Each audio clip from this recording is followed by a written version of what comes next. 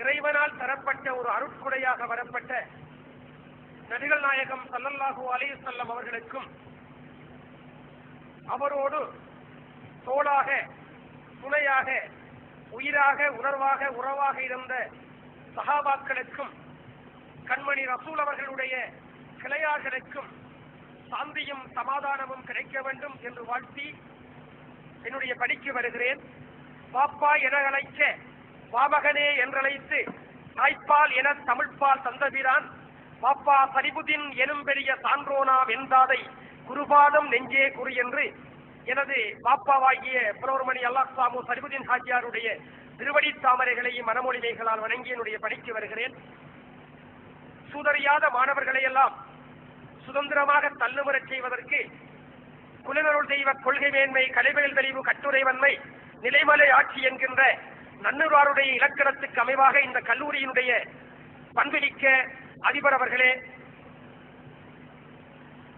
இஸ்லாத்தினுடைய காத்திரமான பெருந்தகையாக வந்திருக்கின்ற மௌலவி அலியார் பலாஹி அவர்களே, என்றும் என் அன்புக்கும் பாத்திரத்துக்கும் உரிய எம் புகாரி மௌலவி அவர்களே, அருட்தந்தை அவர்களே, இந்த நல்ல நிகழ்விலே கலந்து இனித்திருக்கின்ற அல்லது கலைத்திருக்கின்ற அன்புள்ளங்களே, மாணவ மணிகளே, ஆரியம்பதி மத்திய மகாவித்யாலயத்தினுடைய மாணவ மணிகளே, உங்கள் யாவிற்கும் என் இதயபூர்வமான அன்பேசுவம். அஸ்ஸலாமு அலைக்கும் வரக்கத்துல்லாஹி வரகாத்து. நீங்கள் எல்லாம் அழுத்து போன ஒரு வேளையில் என்னை இழுத்து வந்து விட்டார்கள். என்னால் வெளுத்து வாங்க முடியாது. இருந்தாலும் ஒரு சில விடயங்களை என் இதயத்தில் பட்டவைகளை சுருக்கமாக கூறி விடைபெறுகிறான். எல்லாருக்கும் பசிக்கும். தீனும் முக்கியம், தீனும் முக்கியம். ஆகவே அந்த வகையிலே ஒரு சில விடயங்களை உங்களோடு பகிர்ந்து கொண்டு விடைபெறலாம் என்று நினைக்கின்றேன். கொல்லர் தெருவிலே ஊசி வீக்க கூடாது என்பது ஒரு பழமொழி. இந்த காத்த மாநகர் சும்மா அல்ல, அன்பினை காத்த மாநகர், அருளினை காத்த மாநகர், பண்பினை காத்த மாநகர், பாசத்தை காத்த மாநகர், தீனை காத்த மாநகர், செல்லும் தமிழை காத்த மாநகர் இந்த காத்த மாநகர். இந்த காத்த மாநகர் என்கின்ற இந்த மண்ணிலே இஸ்லாத்தை ஆழ அகலமாய் நீளமாய் படித்த உங்களிடத்தில் நான் இதை கூற இருந்தாலும் கூற வேண்டிய கடமைப்பாடு எங்களுக்கு உண்டு. நாங்கள் அப்படி ரசூல் அவர்களை பற்றி பார்த்தோம் என்பதை உங்களிடத்திலே சொல்ல வேண்டிய தேவை எங்களுக்கு உண்டு. ஏனென்றால் இப்போது வாழ்கின்ற இஸ்லாமியர்கள் பொதுவாக ஹலால்களை ஹராமாக்கிக் கொண்டு ஹராம்களை ஹலாலாக்கி கொண்டவர்களாகத்தான் வாழ்கின்றீர்கள். இது எங்களுக்கு ஒரு உள்ளுணர்வாக ஒரு வேதனை. ஏன் காரணம் என்ன? இந்த ரசூல் அவர்களை பற்றி தெளிவாக தெரியவில்லையா? ஒரு கேள்வி. புனித ஹவ்வத்துல்லா என்கின்ற இறை இல்லத்தை கட்டிய இப்ராஹிம் அலைஹிஸ்ஸலாம் அவர்கள் ஒரு துஆ செய்தார்கள். யா ரப்புவே ரஹ்மானே, என்னுடைய சந்ததிக்குள்ளே ஒரு அருட்கொடையை நீ அனுப்பி வைப்பாயாக என்று சொல்லி ஒரு துஆ செய்தார்கள்.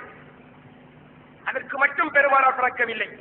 காலமங்கே கடுந்தவம் செய்தது, காலையும் மாலையும் களிமா சொன்னது, பாலை மணலெல்லாம் பகல் நோன்பிருந்தது, தோழினைந்தினைகள் துவா செய்திட காற்றும் சென்றது கட்சி யாத்திரை, எழில் மலை கைகளை ஏந்தியபடியே வானம் நட்சத்திரம் வாய்களை திறந்து தூங்கா கிழவெல்லாம் துவா கேட்டது, அகில உலகத்துக்கு சாந்த நபிகளை இறைவன் சக்காத் செய்தனன்.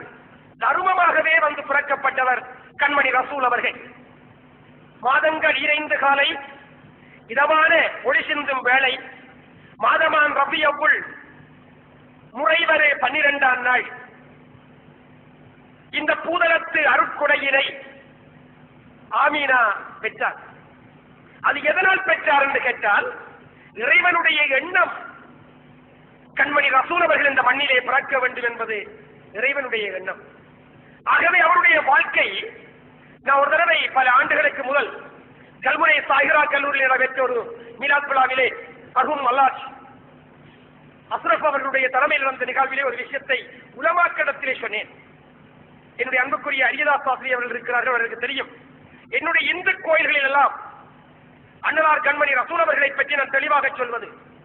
ஏனென்றால் நாங்கள் காளியை வழிபாடு செய்பவர்கள், அது பெண் தெய்வ வழிபாடு. என் பேரன்புக்குரிய புகாரி மௌலவி அவர்கள் கூறினார்கள், அரபு நாட்டிலே பிறந்த ஒரு செய்தி. அரபு நாட்டிலே பல ஆண்டுகள் கழித்து ஒருவன் வருகிறான் வீட்டுக்குள்ளே. தன்னுடைய மனைவியை பார்க்கிறான். மனைவியுடைய கையிலே ஒரு பெண் குழந்தை இருக்கிறது. ஏது குழந்தை என்று கேட்கிறான். அந்த மனைவி அழகாக சொன்னால் இது நம்முடைய குழந்தை. அப்படியா என்றவன் பூரித்தான் அல்ல, கண் சிவந்தது. அந்த குழந்தைகளை தன்னுடைய தோளிலே தூக்கி விட்டு அரபு மண்ணுக்கு செல்கிறான், பாலைவனத்துக்கு செல்கிறான். அங்கு ஒரு மடுவை வெட்டுகிறான். குழந்தை பார்க்கிறது. தந்தையினோடு விளையாடுவதற்காக மடுவை வெட்டுகிறான். குழந்தையை மடுவுக்குள்ளே வைத்தான். மண்ணை போடுகிறான். ஏன் தந்தையே என்னை போடுகிறாய் என்று கேட்டால், நீ ஒரு பாவத்தின் சின்னம் என்று சொன்னான். அப்படிப்பட்ட அடிமையும் மடமையும் நிறைந்த அந்த அரபிய மண்ணிலேதான் இந்த அற்புதமான அருட்கொடை வந்து இறங்கியது. தபத்தினால் வந்தது, தெய்வ தபத்தினால் வந்தது, அருளால் வந்தது. அந்த காலகட்டத்தினுடைய நியதி தர்மம். இவர் பிறக்க வேண்டும். அவர் உலகத்துக்கே கிடைத்தவர். அப்போது நான் என்ன செய்தியை சொன்னேன் என்றால், நாங்கள் எங்களுடைய இந்து ஆலயங்களிலேயே கண்மணி ரசூல் அவர்களை பற்றி சொல்லுகிறோம். ஏன் உங்களுடைய உலமாக்களால் எங்களுடைய இடங்களுக்கு வந்து அண்ணலாரை பற்றி சொல்ல முடியவில்லை என்ற ஒரு விஷயத்தை சொன்னேன். ஏனென்றால் அந்த கண்மணி ரசூல் அவர்கள் தான் எந்த தாயினுடைய பாதத்திலே, உங்களுக்கு தெரியும், யுத்தத்திலே சென்றுதான் சுவனத்துக்கு செல்ல வேண்டும் என்று சென்றவனிடத்திலே கேட்டார், நீ எதற்காக செல்ல போகிறாய்? நான் சுவனத்துக்கு செல்ல வேண்டும் நாயகமே என்று கேட்டார். அப்போது என்னுடைய தாய் இருக்கிறாவா? ஆம். அவைக்குரிய தொண்டுகளை எல்லாம் செய்தையா? இல்லை. நீ உன்னுடைய தாய்க்குரிய தொண்டுகளை செய், நீ எந்த சுவனத்தை தேடுகிறாயோ அந்த சுவனத்துக்கு செல்வாய் என்று சொல்லி கண்மணி ரசூல் அவர்கள் மிக அழகாக சொன்னார்கள். அப்படி என்று சொன்னால் அந்த தாயினுடைய பாதத்திலே தான் சுவனம் இருக்கிறது. அது மாத்திரமல்ல, உலகத்திலேயே மன்னிக்கக்கூடிய நீதிமன்றம் ஒன்றென்றால் அது உன் தாயினுடைய இதயம்தான் என்று கூறி கண்மணி ரசூல் அவர்கள் மிக அழகாக சொன்னார்கள். சமரசம் பொதுவாக சமயங்களை பொறுத்தவரையில் ஒரு பிரச்சனை. ஒரு காலத்திலே இஸ்லாமிய சமயம், கிறிஸ்தவ சமயம், பௌத்த சமயம், இந்து சமயம், இது நவீனத்துவம் அடைந்து எப்ப மதம் என்று வந்ததோ, இஸ்லாமிய மதம், கிறிஸ்தவ மதம், பௌத்த மதம், இந்து மதம் என்று எப்ப வந்ததோ அன்றிருந்து நமக்கு வெறி பிடித்து விட்டது. சமயம் என்பது சமைக்கப்படுதல். பெருமானார் தன்னுடைய சஹாபாக்களத்திலே சொன்னார், உலகத்திலே 2 விட்டு செல்லுகின்றேன். ஒன்று வஹியாகி அல்குரானையும் ஹதீஸையும் விட்டு செல்லுகின்றேன் என்றார். இவை ஊடாக ஒருவன் சமைக்கப்பட்டால் அவர் இஸ்லாமியன். பைபிளினூடாக, பரிசுத்த வேதாகமத்தினூடாக, அந்த விவிலியத்தினூடாக ஒருவன் சமைக்கப்பட்டால் அவன் கிறிஸ்தவன். பகவத்கீதை, பிரம்மசாஸ்திரங்கள், உபனிஷத் போன்றவைகளின் ஊடாக ஒருவன் சமைக்கப்பட்டால் அவன் இந்து. தம்மபதத்தினூடாக ஒருவன் சமைக்கப்பட்டால் அவன் பௌத்தன். ஆனால் அப்படி சமைக்கப்படாமல் மதம் கொண்டவனாக மாறினால் மதம் கொண்ட யானையாக மாறுவான். என்ற சமயத்தினுடைய உள்ளுணர்வு தேவை. நான் சின்ன வயதிலே என்னுடைய தாய்மண் நேராவூர் மண். நாங்கள் அங்கே பிட்டும் தேங்காவும் போல இஸ்லாமியர்கள் அங்கு வாழவில்லை. அது ஒரு பொய்க்கதை. அரசியல்வாதிகளுக்கு அது பொருத்தமாக இருக்கலாம். அன்பு நிறைந்தவர்களுக்கும் ஆத்மீகவாதிகளுக்கும் பிட்டும் தேங்காவும் பொருத்தமில்லை. ஏனென்றால் பிட்டை பிரிப்பதற்காகத்தான் தேங்காப்பு போடுவது. அதை கூட சாப்பிட்டா வகுத்துக ஊத்தும். தேங்காப்பும் குட்டம் கூட சாப்பிட்டா கதகாலி, நெஞ்சரிக்கும் வகுறு குத்தும் தேங்காயின் குணம். ஆனால் எங்களுடைய ஏறாவூரில் எப்படி வாழ்ந்தோம் என்றால் தேனும் தயிரும் போல பிசைந்து வாழ்ந்தோம். அங்கு எங்களுக்கு பேதம் தெரியவில்லை. அதனால்தான் நான் 20 ஆண்டுகள் என்னுடைய பாப்பாவாகிய பிரவர்மணி அல்லாஹ் சர்வுதீன் காட்சியாருடத்தில் வீட்டிலே தமிழ் படித்து வாழ்ந்தேன். அந்த வகையிலே தான் சொல்லுகிறேன். அப்படி ஒரு உறவு எங்களுக்குள்ளே இருந்தது. ஒரு சின்ன வயதிலே என்னுடைய கடையிலே ஒருவர் இருந்தார், ஒரு இஸ்லாமிய அன்பர் கடை வைத்திருந்தார். அவருக்கு இன்னொரு யாழ்ப்பாணத்தாருக்கும் சண்டை ஏற்பட்டது. அந்த படியை எடுத்து அந்த யாழ்ப்பாணத்தாருடைய தலையிலே உடைத்து விட்டார். சுருட்டு சுத்த வந்தவருடைய தலை. என்ன விஷயம் என்று கேட்டா, மத சண்டை. அந்த இஸ்லாமிய பெரியார் அந்த அன்பர் சொன்னார், என்னுடைய கடவுள் பெரியவன், நீங்கெல்லாம் கல்லையும் அதையும் வச்சு கும்பிடுறீங்களே என்று சொன்னார். இது சின்ன வயதிலே பட்டது. அப்போது எனக்கு கொஞ்சம் ஆத்திரம். எனக்கு இளம் கன்று பயமறியாது. நான் அடித்திருக்கலாம், முடியாது, அவர் பெரிய மனுஷன்.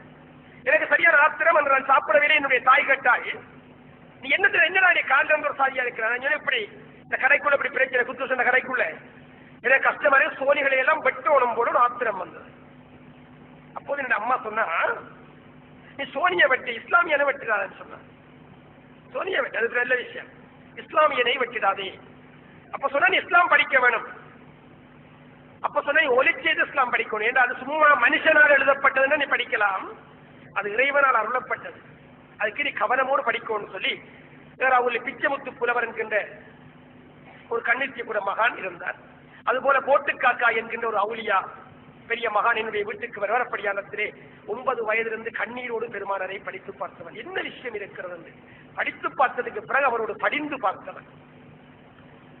அந்த வகையிலே நான் அடிக்கடி சொல்வது, இப்ப என்னுடைய வீட்டில் நீங்க வந்து பார்த்தால் தெரியும், அல் குர்ஆனை நான் பூசை அறையிலே வைத்திருக்கிறேன்.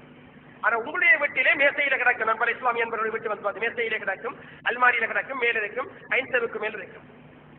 என்னுடைய வீட்டு இது பூஜை அறையில வைக்கிறேன். ஏனென்று கேட்டால் அடிக்கடி இஸ்லாமிய குழப்பங்கள் வரும்போது பல மீலாத் விழாக்களில் சொல்கின்றது, நிறைய கிதாபுகளை வாசித்துக் கொண்டும் அரபிலக்கியங்கள் நிறைய படித்துக் கொண்டும் அல்லது நாங்கள் வியாக்கியானம் செய்யலாம் என்று போகாதீர்கள். ஏனென்றால் பிஸ்மில் என்கின்ற பிஸ்மில்லாஹி ரஹ்மானி ரஹீம் என்கின்ற அந்த வார்த்தைக்கு கூட நாங்களால் பொருள் கண்ட முடியாது. ஏனென்றால் அது மனிதனால் எழுதப்பட்டால் கண்டுபிடிக்கலாம், இறைவனால் அருளப்பட்டது. அதனால்தான் படித்தவனுக்கு இறைவன் அருளவில்லை, ஒரு உம்மி நபிக்கு அருளினான். எந்த பள்ளிக்கூடத்திலையும் சேராத அவரால் தான் இன்று உலகமெல்லாம் பள்ளிக்கூடங்கள் நிறைந்திருக்கின்றன. ஒரு அலிமாவினுடைய முலையிலே பால் உண்டதனால் தான் நாங்கள் கலிமாவோடு வாழ்கின்றோம். எனவேதான் இஸ்லாம் என்பது மிக மிக நிறைந்த சிறந்த அன்பு மார்க்கம். ஒரு செய்தி, இது உங்களுக்கு தெரிந்த செய்தி, எங்களுக்கு தெரியவில்லை. ஒரு தடவை கண்மணி ரசூல் அவர்களும் சஹாபாக்களை இருந்து கொண்டிருக்கிறார்கள். அப்போது ஒரு ஜூதருடைய பிரேத மையத்து போய்க் கொண்டிருக்கிறது.